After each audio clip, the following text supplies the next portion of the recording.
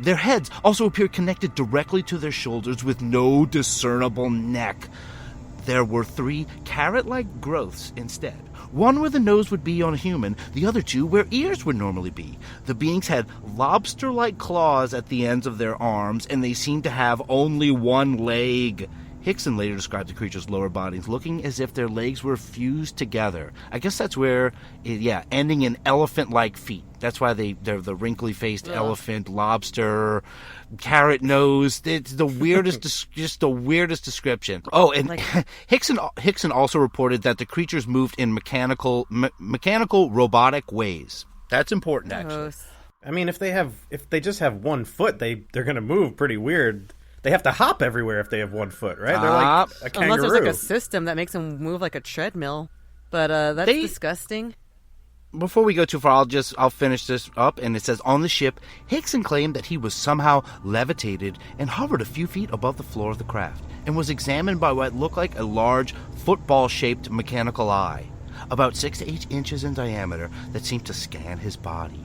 Parker claimed that he could not recall what had happened to him inside the craft, although later, during sessions of hypnotic regression, he offered some hazy details. The men were released after about 20 minutes, and the creatures levitated them, with Hickson's feet dragging along the ground back to their original positions on the riverbank. This whole event took 20 minutes of these guys' lives. Wow. That's a lot of time. There's just a couple things that it doesn't seem like a lot. It seems like that is so fast. Some of these abductions, you think of missing time. It seems like there's no missing time involved. That just I was going to say that they're aware these guys needed to get it done. They were on time restrictions. That was very efficient. That was an efficient abduction. They got what they needed. They put them back, and they went about their weird elephant business. And from this normal story, it sounds like that Parker faints and is out of it the whole time, and that Hickson's the only one that can really tell the tale if Parker's out of it that much. Now remember, in the story, Parker's 19 and his buddy Hickson is 42. I wanted to say something about that. That's really weird for that age difference to be hanging out after work. Not only that, but late night fishing by an old abandoned place. And they did mention in parts that aren't included in here that there was like posted signs up that they weren't supposed to be there, that they were actually worried that they would get in trouble for being there. They were probably Very canoodling. strange. I think that they just liked each other, and then they didn't want anybody to say anything. I'll say maybe it was like maybe it was like a Walter White, Jesse Pinkman type of a relationship. What, fishing? Well, that's bad too. These guys. I'm just saying, maybe not that exact type of relationship. They just shouldn't be sneaking around. They shouldn't be sneaking around in places that are illegal to be in. It's like, look, if you like each other, just go someplace safer, get a motel, Dude, hang out there. Mississippi in 1973, really accepting place to do all that. But this is a compelling story. Now, let's hear it described by the director of In Contact. Why is this becoming dirty? Charles Hickson, the guy who this happened to. This is from that documentary with the great intro. Let's hear what Charles Hickson has to actually say. I heard a hissing-like sound, and when I turned and looked behind me, there was some kind of craft that was, it was probably 18 or inches or a foot off of the ground, just hovering there. And there were 2 blue lights up toward the front of it, and I really didn't know what to think. I didn't know what it was. It startled me at first, and I stepped down off of the pier, looked around, and I saw Calvin step down too, and he was looking at the same thing I was. And about the time we stepped on the ground, there was a door open there in the front, just seemed to appear there, probably a sliding door. And there was brilliant light that came out of from outside of the craft, just a beam of light. There was something well, I know now it was robots, but there was something that came into the door. There was 3 of them, in fact, one behind the other one, and they just seemed to glide out of the door. That's how they're using that lake. They're gliding out of the door. And did you hear that? He said they are not aliens. These cannot possibly be the dumbest aliens because he said they're robots. Oh, well, there are alien robots though. We're aware of those guys. Right, but these weren't included. I'll give you the write-up from the Tournament of Aliens guidebook. Who wrote this thing? I know that book. I heard it's really good. Dumbest aliens. The Pascagoula wrinkly aliens came in a football-shaped craft and had 2 stumps that appeared to be melted together for legs, no eyes, small slit for a mouth, all the stuff we said. but they're listed as dumbest aliens. The guy who it happened to, the director of In Contact himself, Charles Hickman, says robots. Robots. This is Hickson. This is as Kevin called him, son of the Hick. This is right. And I would listen to this guy. He sounds like he knows what he's talking about. This is so far. Well, let's hear his. We're going to hear his reaction to this event. These so-called robots floating up on him. I didn't know what to do. I'd become quite frightened at that time, and the river's behind us. We couldn't go that way. So, and those things were getting close to us. And when they got up real close to me, I guess I just froze. I don't know, but then they came around and one of them took hold of this arm, and I felt pain in it just instantly. And one of them took hold of the other arm, and I seemed to just rise up from the ground at the height they were in more or less a leaning position. So they weren't very tall. I mean, I'm 5'8", and I was a little taller than they were. And about that time, Calvin, he was to my right. I saw one take hold of him, and he just went limp. And I found out later that he had passed out. He had fainted from the fear, I suppose. But anyway, Yes, Calvin passed out from the fear. That's sad. It's pretty scary. I mean, if something like that, if I had that experience, I might pass out. I don't know. I don't know how I would react to what they're describing. It sounds terrifying. I don't think I'd pass out, but I think I would. I'd probably pee myself. Probably piss my pants a little bit, and then, I don't know. Probably. I think I'd stay awake, though. Well, Calvin being so scared that he passes out, it's going to come up a lot in this story. It almost reminds me of the, who was crying in the Travis Walton case, or the fact that they just kept bringing up that he was crying. I wet my pants. I did. I did. Yeah. That was Drea. Thank you, Rob. But Calvin I was hoping you'd pick up on that.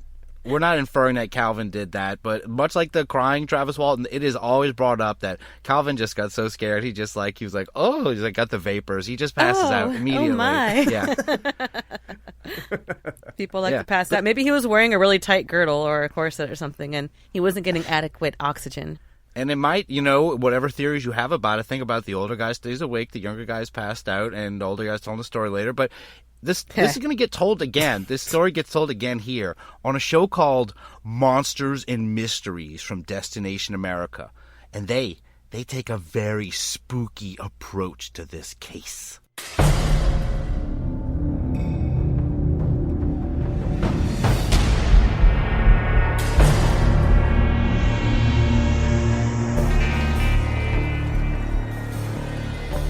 In 1973, in one of the first and most famous cases of alien abduction, two men claim a UFO appeared in the sky above the Pascagoula River in Mississippi. They were having an easy time catching catfish. They didn't realize they'd be the next ones snared. Dark tone, Catfish. fishing puns. Rob, you're loving this, huh? They got the fishing. I'm loving it. You got a fishing thing in there. Yeah, you didn't see that coming. They'd be the next ones being snatched. They set the tone a lot quicker than In Contact did, because it took them 4 minutes of telling the history of the universe. You're getting right to it in here. But let's hear how scared Parker really was. Hickson and Parker were struck motionless where they stood. He tried to get up and run, and he was petrified. He couldn't move. He was paralyzed. Two of the aliens seized Hickson. When the third grabbed Parker, the young man fainted with fright. Yeah, you caught it. There's some great yelling work there. But before I got to describe the scene, but let's hear that great yelling work from the soundboard now. The young man fainted with fright. That didn't sound like the kind of scream that leads to fainting. That sounded like from pain, maybe. Yeah, a little bit of a The young man fainted with fright. It sounds like Jason put a machete down his throat. It sounds like yeah, if I was scared enough to lose consciousness, probably nothing would come out of me. I'd be completely dumbstruck, and then I would just pass out. But to scream like that, sounds like something happened. Ouchie. But this show, Monsters and Mysteries, I was on Destination America that did this. To describe the recreation, I could never do it justice. This is one of the shittiest recreations. They don't even make the aliens look wrinkly. They're just like they look like white paper dolls floating over the water. And he does this giant bug eye move where he's like, "Gah!" But his eyes are so bugged out. And they just really shittily CGI float him over the water with them. It's really bad. But we will get this sound clip. What year was this? When did this come out? This definitely was way after 1987 in the one we've been watching. But it wasn't recent or anything. Okay. No, it's pretty recent. Yeah, this is not that old, but the CGI is bad. I'm just wondering if we can give them a pass on the CGI quality or something. I wonder if they hired the same guy from Fire in the Sky to do the...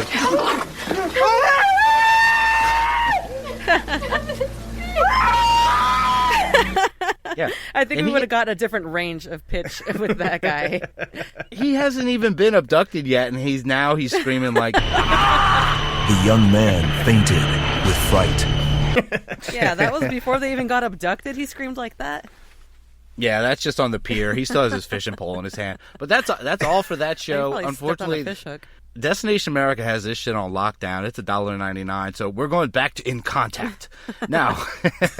Nice. Now look, so now they've been hovered aboard by the robots, aliens, what we don't really know. And here Hickson will describe what happened inside the ship. But out directly in front of me, something came out of the wall that it appeared to me that just a big, I always refer to it as an eye, a big pupil in an eye. And it moved up in front of my face, and it remained there for a few minutes, moments, I suppose. And it went downward and went under me, and I'm assuming it went up the backside because it came back up over my head, came back in front of me, and it remained there for a few more, probably a minute or two or more, and it moved back into the light in the wall and disappeared. Yeah, you don't want to go from backside to face, like back. No, to back yeah, there's a certain order that you need to do that in, and that's not the right order. Well, he's got a big old eye, and it's peeking under his backside, Rob. This doesn't sound too familiar for a UFO abduction. I've never heard anything like that. It kind of reminds me of Flight of the Navigator, the eye.